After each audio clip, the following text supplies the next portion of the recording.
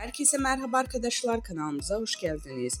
Ünlü oyuncu bu hastalığa yakalandı. Günde 20 kez tuvalete çıkıyor, ciddi kilo kaybı yaşıyor. Ünlü oyuncu Gübse Özay'ın zorlu bir sağlık sürecinden geçtiği açıklamasının ardından kronik bağırsak hastalığından yeniden gündeme taşıdı.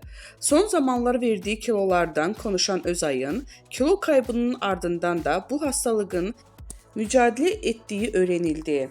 Son dönemlerde verdiği kilolarda dikkat çeken oyuncu Gübse Özay'ın ülseratif koloid hastalığıyla mücadele ettiği öğrenildi. Kronik bir bağırsak hastalığı olan ülseratif koloid günlük yaşamı ciddi şekilde etkileyebiliyor.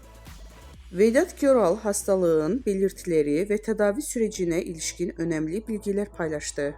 Hastalık günlük yaşamı ciddi şekilde etkileyebiliyor. Karın ağrısı, ishal, kanlı dışlama, günde 15-20 kez tuvalete çıkma, ateş, kilo kaybı ve ciddi zayıflama görülebiliyor.